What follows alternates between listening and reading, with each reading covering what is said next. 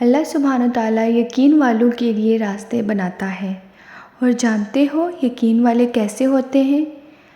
کہ جب ان کی دعائیں بھی ان کے مخالف ہو جائیں، وہ تب بھی اللہ سبحانہ تعالیٰ سے مانگنا نہیں چھوڑتے۔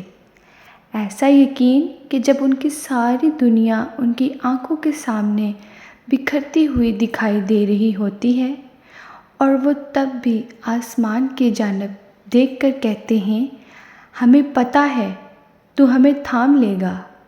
تو بتاؤ پھر کیا تم اتنا یقین رکھتے ہو اس پر کہ اپنے منصوبوں کو اس کے منصوبوں کے لیے ترک کرو؟ نہیں، تم تو فوراً ڈر جاتے ہو اور پھر زور زور سے کہنے لگتے ہو کہ اللہ نے میری دعائیں تو نہیں سنی۔ بھول گئے ہو اللہ سبحانہ تعالیٰ کہتا ہے کہ تم کیا سمجھتے ہو کہ تم کہو گے میں ایمان لایا اور پھر تم آزمائے نہ جاؤ گے؟ جان مارنی پڑتی ہے تب جا کے اللہ سبحانہ تعالیٰ ملتا ہے۔ یقین کی کڑی آزمائش کاٹنی پڑتی ہے، پھر جا کر معجزے ہوتے ہیں۔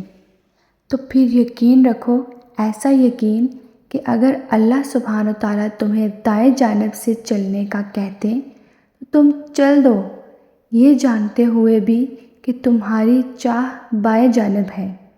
پھر دیکھو کیسے وہ بائیں کو دائیں کی طرف لے آتا ہے اور تمہیں اس راستے سے اپنی قدرتیں دکھاتا ہے جہاں سے تمہیں کچھ بھی ملنے کی توقع نہ تھی۔ سورۃ ضحیٰ میں اللہ پاک فرماتے ہیں کہ نہ تو تیرے رب نے تجھے چھوڑا ہے اور نہ بیزار ہو گیا ہے، یعنی اللہ سبحانہ تعالیٰ ہی تمہارا پہلا سہارا تھا اور اللہ سبحانہ تعالیٰ ہی تمہارا آخری سہارا ہے۔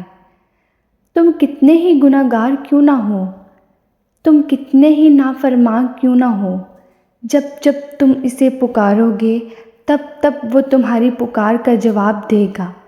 وہ تم سے ناراض نہیں ہے اور نہ ہی اس نے تمہیں تنہا چھوڑا ہے، نہ وہ تم سے ناخوش ہے، بلکہ وہ تو تمہارے انتظار میں ہے کہ کب تم اس کی طرف لوٹ آؤ اور وہ تمہیں معاف کر دے۔